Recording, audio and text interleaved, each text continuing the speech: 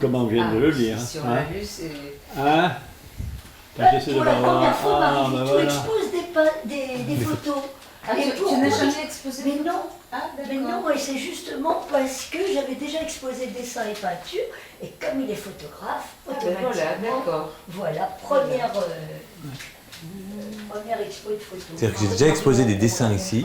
Oui, mais jamais de photos. Vous avez trouvé parce qu'on a essayé de faire une exposition globale. Ouais. D'habitude, je faisais des expositions Voilà. à plusieurs. Oui, c'est ça. Là, c'est une exposition personnelle. Voilà, exactement. Ah, assez personnel. Voilà. Oui, mais c'est aussi la première fois que chez Marie Vitu, on va pouvoir avoir de la photo. Parce qu'on reçoit Alain Naoum, qui est avant tout réalisateur, mais... Voilà, et je tenais à garder cette place. C'est pour ça qu'ici, j'ai insisté pour qu'il y ait mon film, une adaptation de Patrick Modiano. Et je voulais que le film soit là pour bien montrer que j'étais pas ni un peintre, ni un dessinateur, ni un photographe, mais d'abord un cinéaste qui s'était mis à faire de la photo, de la peinture. Donc il y avait une autre corrélation, plus au récit, plus à raconter des histoires. C'était un petit peu, voilà, c'était une position un petit peu différente. Ça m'apportait de le marquer un tout petit peu. Quoi. Mais ça fait quand même pas mal de temps que tu es rentré dans ces fameux papiers. Oui. Ce sont tes premières photos. Enfin, non, mes premières photos, c'était sur des passages piétonniers de Paris. Oui, je les ai vus avec des reflets d'eau. Non, ça c'était encore après. Ça a été, si tu veux, je me baladais dans Paris et tout d'un coup, en passant sur la bande piétonnière, qui était une bande comme ça de plastique simple, j'ai vu comme des traces qu'on avait dans nos cavernes, tu vois. Et à partir de là, j'ai commencé à faire des photos et je me suis aperçu qu'il y avait plein d'histoires qui étaient racontées par les gens sans le savoir. Oui. En marchant, ils usaient la matière et ils dessinaient avec leurs pieds des histoires. Et j'ai commencé à photographier ça et après à faire des petits liens avec un petit crayon.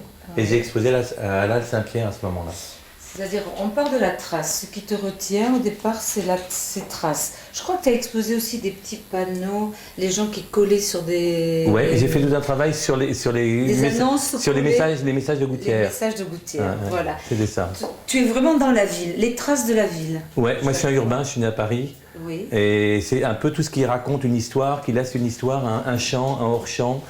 Qui m'a attiré et donc à un moment donné j'ai eu envie de faire de la photo différemment de ce qu'on faisait avant parce qu'avant je faisais de la photo évidemment pour photographier les acteurs, pour faire des repérages et tout d'un coup je me suis dit il y a quelque chose que j'ai envie de travailler, c'est la mémoire, la trace, ça me raconte des histoires, ça parle de nos humanités, ça parle de nos passages dans les villes et la ville elle est très propice à ça. C'est-à-dire que chaque signe, chaque geste, chaque chose laisse des strates, des moments comme ça, et on peut lire des histoires sur les murs, sur les fenêtres, dans la rue, sur les papiers. Et cette lecture-là, comme un journal, ça m'a beaucoup intéressé, parce que je me disais, mais c'est marrant, moi, c'est comme si on avait des multiples histoires toute la journée, qu'il y a beaucoup de gens qui passent, beaucoup de gens qui font des choses, qui laissent des choses. Je ne parle pas des gens qui laissent effectivement automatiquement des traces volontaires. Oui. Je parlais des traces involontaires, c'est-à-dire qu'est-ce qui fait que tout d'un coup, quand on passe dans quelque part, on se rend compte qu'il y a des milliers de personnes qui sont passées, qui ont raconté quelque chose, qui ont peut-être laissé un petit bout d'histoire, un petit bout de dessin, sans le vouloir, mais en même temps il est là et il nous raconte et il nous parle comme un musée de la rue, quoi. Tu es un lecteur de la rue, d'une certaine façon. C'est-à-dire que tu viens lire ces traces, parce que Paris c'est déjà une ville où on sent de l'histoire, enfin on est chargé d'histoire. Partout où on passe, on sent qu'il y a une histoire. Mais toi ce qui te retient, c'est cette histoire minuscule. Oui, parce que quand tu es cinéaste, c'est sur les petites choses que tu t'accroches. Oui. Sur un acteur, sur une histoire, c'est sur un papier, sur un rêve, sur un secret de famille. Et quelque part, ça, je l'ai transposé, si tu veux, par rapport à la ville. Comme si la ville était un endroit de la fiction. Et en même temps un documentaire, et elle me permettait à la fois de jouer sur les deux aspects, quoi. D'accord. Donc là, le Kleenex, le mouchoir en papier laissé dans la rue, toi, on est déjà dans un stade très élaboré. Alors, les premiers étaient des archéologies. Voilà, presque la trace brute. Oui. Ensuite, tu interviens. Alors si tu veux tu interviens. Sur cela j'interviens, mais sur les premiers, il y a quelque chose qui a à voir avec les premiers. Oui. Les premiers, c'est pourquoi j'ai photographié les Kleenex, c'est simplement parce qu'à un moment donné, il y en avait plein la rue. Oui. Au moment, il y a eu le terrorisme, on a enlevé complètement les poubelles classiques, pour mettre des poubelles en sorte de fibre de verre comme ça. Tout à fait, transparente. Donc les gens jetaient les papiers dans la rue, ou les papiers qui étaient jetés dedans s'envolaient et tombaient dans la rue. Et tout d'un coup, il y a une sorte de réservoir de forme qui était par terre, avec des intimités où chacun avait sculpté quelque chose, avait laissé quelque chose, les avait jetés. Et tout d'un coup, en regardant moi dans la rue comme ça, il y a une forme qui m'a rappelé une robe d'une tante à moi. Et à partir de là, j'ai eu envie d'aller voir quelle trace intime on pouvait y trouver, quelle charge humaine on pouvait y trouver. Et j'avais vu un film sur le Rwanda où il y a une femme qui racontait comment elle avait perdu, toute sa famille avait été massacrée. Et elle tenait un petit Kleenex dans la main qu'elle sculptait pour essayer de parler au caméraman. Et elle lui disait, et elle le tenait, et puis à un moment elle avait chaud, elle s'essuyait, à un moment elle avait une larme, et puis à la fin de l'interview, ce petit bout de papier, elle l'a jeté par terre. Et il y avait toute une charge de toute son histoire. Et donc c'est ça qui m'a intéressé moi au départ. Il y a une charge émotionnelle dans ces papiers-là. Et j'ai essayé d'aller voir un petit peu, alors elle est moins forte, celle que je peux trouver moi, mais c'est des petites charges intimes, comme ça, qui nous racontent des histoires. Alors il y a deux choses, c'est-à-dire qu'à la fois elle nous raconte des histoires, et puis comme les gens marchent dessus, les bousculent, les sculptent, tout d'un coup elles prennent des formes et tout d'un coup ça nous rappelle des choses qu'on a peut-être vues au musée, qu'on a peut-être vues dans les livres, des choses qu'on a peut-être vues dans la vie. Ça, moi je pensais à cette robe de ma tante, mais ça aurait pu être autre chose si tu veux. Et donc j'ai un peu essayé d'aller repérer pour voir s'il y avait une vérité à ça. Et puis petit à petit, je me suis dit, ben oui, il y a quelque chose d'incroyable qui se passe.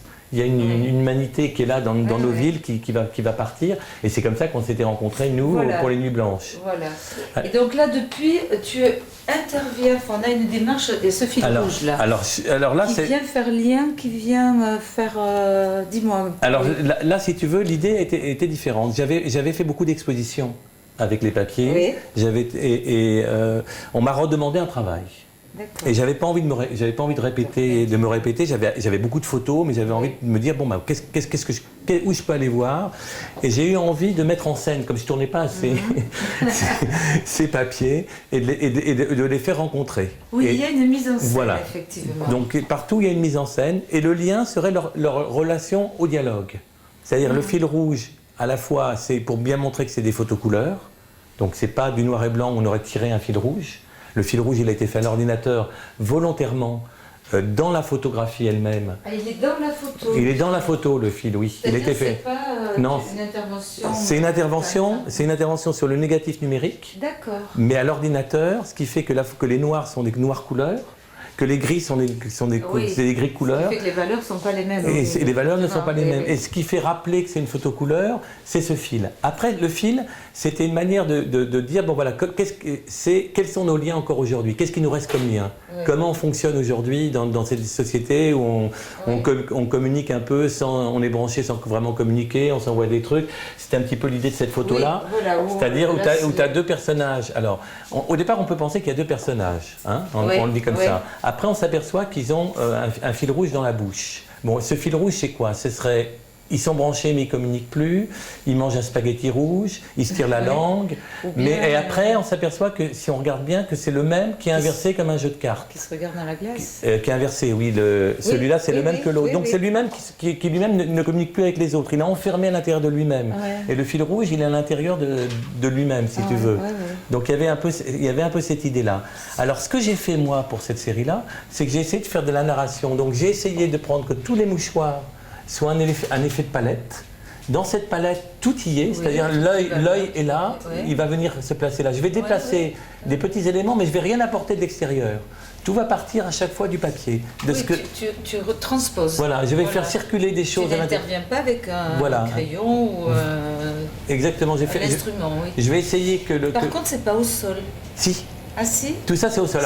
Alors, ce que j'ai fait, à la différence d'avant, c'est qu'avant, tu avais la rue qui était là. Oui. Et j'ai photographié ça dans la rue, mais j'ai fait, par un étalonnage comme on fait au cinéma, fait disparaître la rue en poussant les noirs, si tu veux. Donc les noirs, parce qu'avec le fil rouge, dès qu'il y avait la rue, il y avait deux choses qui s'opposaient qui n'allaient plus. Il fallait revenir à une position plus simple, plus abstraite, plus théâtrale en même temps, si tu veux, puisque c'était l'histoire de personnages. Donc ce fil rouge, il introduit plus la question de la communication, alors que dans les précédents, on a beaucoup de gens... Pour avoir vu une exposition, les gens voyaient des danses. Oui, mais et celle-ci, nous, du coup, c'est pour ça que j'y pense, parce que celle-ci, on est dans la danse, Mais on est presque dans la corde à sauter, quoi. Oui, mais c'était ça. C'est que le fil, à la fois, qu'est-ce qu'il fait le fil? À la fois, il donne un territoire, Oui. à la fois, il donne un élément de communication entre les gens, Ouais. et à la fois, il remet en vie les gens. C'est-à-dire que ça leur redonne quelque chose de vivant à faire. Donc lui, il saute à la corde, ou peut-être Oui. il s'invente une forme pour aller faire du ski, ou Oui, n'importe. Ou peut-être qu'il se montre comme ça par rapport à quelqu'un, ou peut-être il pose pour une photo. Mais ça lui redonne, si tu veux, une véritable action qui le remet dans une autre vie, qui n'est pas celle qui a été photographiée. Et On va parce que par exemple, tu vois, voilà, par exemple, on va revenir on reviendra après, d'accord. Parce que depuis aussi, tu t'es lancé dans la peinture. Alors non, Moi, je vais te dire, au départ, j'ai commencé à faire des dessins. Les dessins, oui. Et c'était des photographies de murs. Là, c'était une photographie d'un tuyau. On pense à des traces comme Voilà. les graffitis qui se faisaient vraiment gravés dans le mur. Voilà, quoi. tu vois, donc c'est le même tuyau. J'ai Oui. tiré tous ces fonds. Et après, j'ai raconté des histoires de famille. C'est-à-dire, qu'est-ce qu'on fait avec les histoires, qu'est-ce qu'on Oui. fait avec les... Et puis, comme chez Marie Vitou, c'était la première fois elle m'a poussé à faire de la peinture, et j'ai fait les peintures. Bah, c'est un lieu de peinture. Voilà, du comme coup. c'est un lieu, j'ai Le essayé. lieu t'entraîne. C'est les premières peintures, alors je ne sais pas ce que c'est. Bon, voilà. Donc l'idée, c'était de me dire, bon, mais qu'est-ce que je vais raconter en peinture? Ben, je vais raconter ce que je racontais un peu en dessin, c'est-à-dire en fait des situations plus familiales, c'est-à-dire quand on élève un enfant ou des enfants, comment on se débrouille, comment le père il arrive à gérer ça, est-ce qu'il arrive à bien le gérer, pas bien le gérer, quels sont nos liens. Et puis aujourd'hui, bon, bah, on est dans une période où aussi les liens se distendent, se retendent, on sait bien où on en est. Donc je me dis, ça va questionner la réalité d'aujourd'hui et pas simplement être de la représentation. Parce que ça ne m'intéressait pas de faire des photos de papier pour faire des photos de papier. C'était plutôt d'essayer de raconter vraiment... quelqu'un du cinéma, Voilà. du récit. Et bravo pour, Voilà. bravo pour le lien qui a été le nôtre là pendant 20 minutes. Notre Tout, hein, rencontre, d'accord, là. c'est dingue. Hein. C'est Oui, fou, ah, hein. ben, ça y est. Ça a été- Hein ça- C'est fou, hein. C'est peut-être beaucoup pas. Oh là là là là. Vous pouvez dire ce que vous voulez, mais je l'enregistre. Hein. Bah, très bien. Non, non, non, je ne veux pas vous prendre des pauvres jeunes gens. Bah alors. La Nao, l'humanité, hein, d'accord. Puis la chère Marie Vitou qui est là-haut, bien sûr. Et où pourrait être Marie, sinon là-haut, je vous le demande. Merci, au revoir. Ben, merci. Merci. Ben non.